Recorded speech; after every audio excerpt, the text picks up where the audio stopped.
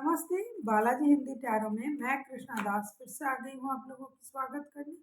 मैं फिर से लेके आई हूँ एक जनरल लव रीडिंग, लेकिन जो लोग नो कांटेक्ट या फिर सेपरेशन के सिचुएशन में और जानना चाहते हैं आपकी पर्सन की करंट फीलिंग्स क्या है, वो क्या चाहते हैं और उनका एक्शन क्या रहेगा, तो ये रीडिंग आपके लिए होगी। ये जनरल रीडिंग है तो हर बात आपके साथ रेजोनेट नहीं करेगा। जितना भी रेजोनेट करता है उसको रखिएगा, बाकी को छोड़ दीजिए। हो सकता है बाकी रीडिंग किसी और के लिए हो।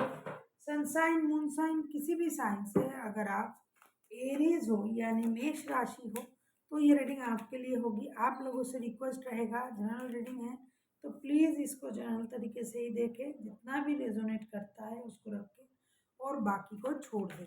हो सकता है बाकी रीडिंग किसी और के लिए हो।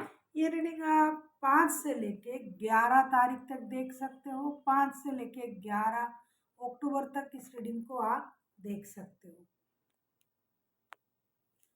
इसमें हम देखेंगे आपकी पर्सन की करंट एनर्जी क्या है, जिनके साथ अब रिश्ते में हो लेकिन फिलहाल नो कांटेक्ट या सेपरेशन का सिचुएशन चल रहा है।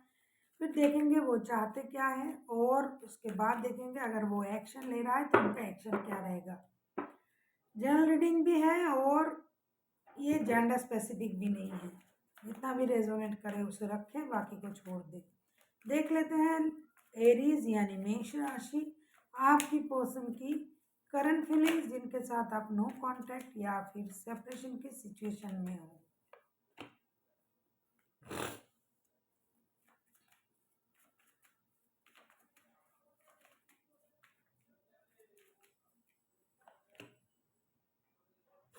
बैक टू बैक मेजर अरकान के कार्ड आ रहे हैं सारे।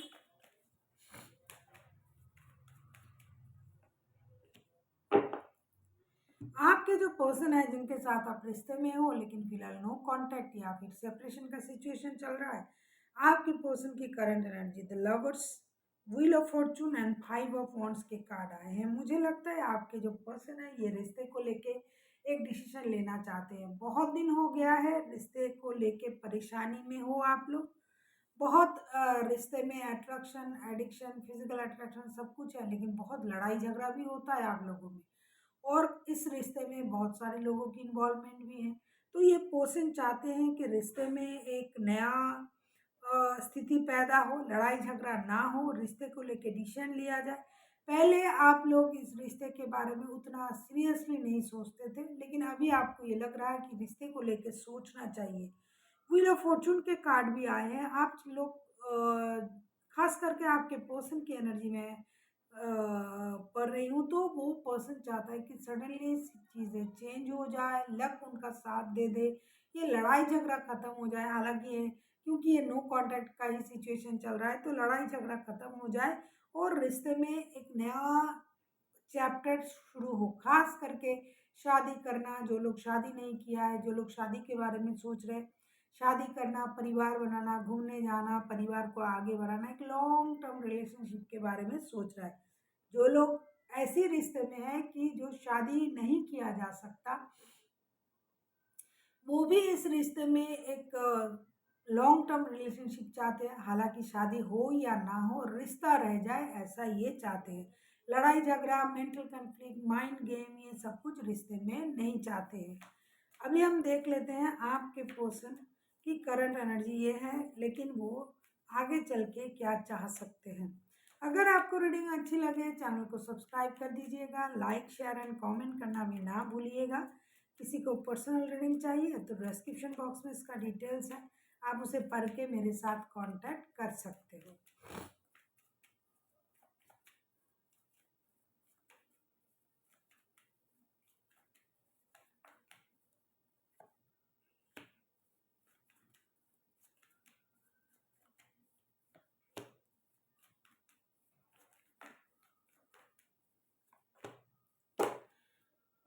आपके पर्सन जो है वो डेफिनेटली आपके साथ शादी, स्टेबिलिटी ये सब चाहते हैं, परिवार, रिश्ते, बच्चे, लेकिन ये नहीं चाहते हैं। 9 of wands, king of pentacles and the moon के कार्ड, ये कभी नहीं चाहते हैं रिश्ते में झूठ, फरेब, बातें छुपाना, चीज़ों को हाइड करना, ये सब कुछ हो। हाँ, ये आपके साथ बातें अगर ये छुपा रहा है, चीज़ों को हाइड कर रहा है तो इसलिए कर रहा है कि उनको फिनेंशियल स्टेबिलिटी पूरी तरीके से नहीं है उनके पास।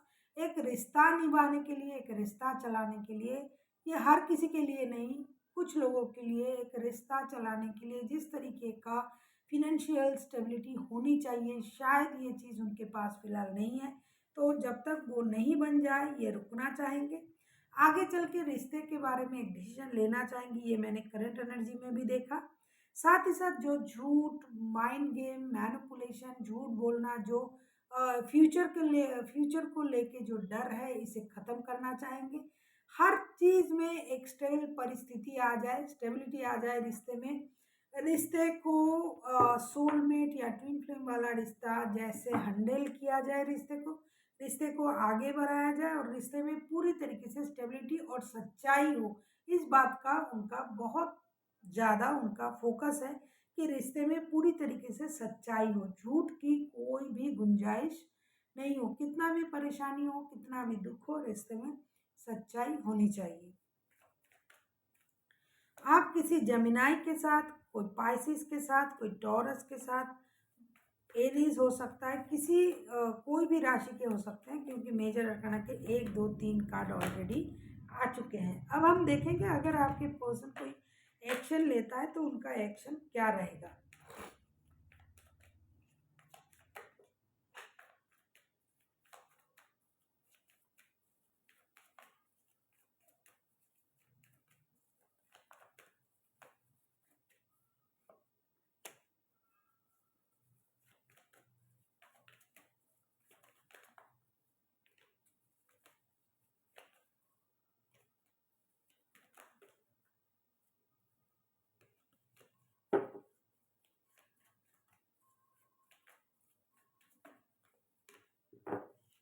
डेफिनेटली ये पर्सन एक्शन ले रहा है रिश्ते में। बॉटम ऑफ द डेक में भी आया है एस ऑफ पेंटिकल्स के कार्ड। ये बंदा या बंदी 7 of pentacles, 3 of cups and night of wands के कार्ड आए हैं। ये बंदा या बंदी जो भी है इंतजार तो कर रहा है बहुत दिनों से रिश्ते में एक्शन लेने का, दोस्ती का हाथ बढ़ाने का, एक अच्छी परिस्थिति लाने का, लेकिन ऐसा नहीं हो रहा है। पता नहीं किस वजह से नहीं हो रहा है, या तो फिनेंशियल स्टेबिलिटी नहीं है इसलिए, या फिर किसी की मदद इनको नहीं मिल रहा है। तो किसी दोस्तों की मदद से ये रिश्ते में आगे बढ़ने की पूरी कोशिश में है और ये बढ़ने की कोशिश भी करेंगे, आपके तरफ आएंगे, मिलेंगे, बात भी करेंगे। जो लोग थर्ड पार्टी सिचुएशन में हैं, अगर वो लोग ऐसा सोच रहे हैं कि रिश्ते में स्टेबिलिटी आएगी, कि जब तक ये आपको स्टेबिलिटी नहीं देगा या देगी तब तक आप रिश्ते में इनके साथ इन्वॉल्व नहीं होंगे, नहीं आएंगे, आप रिश्ते में बात नहीं करेंगे, तो ये गलत है। क्योंकि ये पर्सन आपको स्टेबिलिटी दे भी नहीं पाएगा, ऑलरेडी इनके पास रिश्ते हैं। तो ये आपके साथ वो रिश्ता तो जरूर रखेगा, दोस्ती का रिश्ता, एक्शन तो जरूर लेगा। खास करके जो लोग थर्ड पार्टी सिचुएशन में हैं, उनके रिश्ते में कांटेक्ट होने जा रहा है, बंदा या बंदी आपसे मिलने आ रहा है। दोस्ती, पार्टी शार्टी, हंसी मजाक, जैसे पहले आप रिश्ते को जी रहे थे उस तरीके से रिश्ता आगे बढ़ेगा। लेकिन जो लोग इस तरीके से सोच रहा है कि भाई रिश्ते में स्टेबिलिटी नहीं होने की वजह से, फिनेंशियल स्टेबिलिटी नहीं है, शादी नहीं हो रहा है, तो रिश्ते में आगे नहीं बढ़ेंगे, ये आपकी मर्जी है। लेकिन फिलहाल जो दिखाई दे रहा है, कुछ लोगों के लिए जो ऐसे रिश्ते में है जो फ्यूचर में शादी करेंगे, वो मेहनत कर रहा है, दिखाई दे रहा है कि वो मेहनत कर रहा है, वो और रिश्ते में काम भी कर रहा है, फिनेंशियल स्टेबिलिटी के लिए भी मेहनत कर रहा है। आगे चल के मेहनत करेंगे, रिश्ते में फिनेंशियल स्टेबिलिटी लाएंगे, शादी करेंगे। लेकिन इस वक्त वो उतना तैयार नहीं है, जिसकी वजह से वो इंतज़ार कर रहा है कि पैसा मिल जाए। बहुत दिनों से वो इंतज़ार करेंगे, क्योंकि जब तक स्टेबिलिटी नहीं आएगी तब तक आप या फिर आपके पर्सन रिश्ते में आना पसंद नहीं करोगे। थोड़ी सी भी पैसे आ जाए तो भी ये आपकी तरफ चले आएंगे। लेकिन जो लोग थर्ड पार्टी सिचुएशन में हैं, जिनके पास ऑलरेडी एक से ज़्यादा रिश्ता है, उन लोगों की रिश्ते में बहुत अच्छी स्थिति आएगी। वो लोग एक दूसरे से मिलेंगे। लेकिन जो हट करके बैठे हुए थे कि अगर रिश्ते में स्टेबिलिटी नहीं देना है, शादी नहीं करना है, तो रिश्ते में नहीं रहेंगे, ये गलत होगा। क्योंकि आप जानते हो ये शादी नहीं कर पाएगा, रिश्ते में स्टेबिलिटी नहीं दे पाएगा।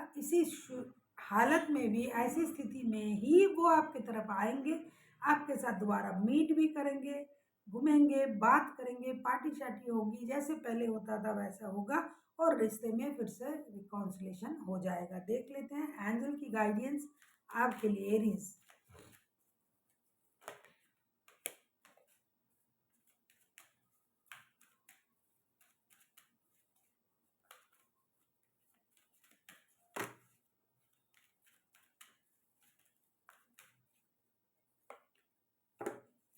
फॉरगिवनेस, आपको फॉरगिव करना पड़ेगा, माफ़ करना पड़ेगा, भूलना पड़ेगा।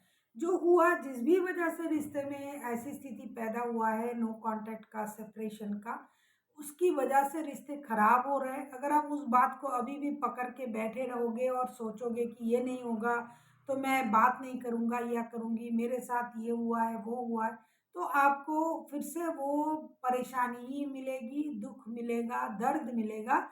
लेकिन अगर आप चीज़ों को फॉरगिव करते हो, फॉरगिव एंड फॉरगेट, भूलना और माफ़ करना अगर आप सीख जाओगे, तो कभी भी आपको तकलीफ नहीं होगी। आपके लिए फॉरगिव करने का मैसेज दे रहा है एंजल कि आपको माफ़ कर देनी चाहिए सामने वालों की, अगर वो माफ़ी माँग रहा है आपसे। So thank you for watching and फिर मिलते हैं एक नई वीडियो के साथ। तब तक के लिए स्वस्थ रहिए, मस्त रहिए और वीडियो देखते रहिए।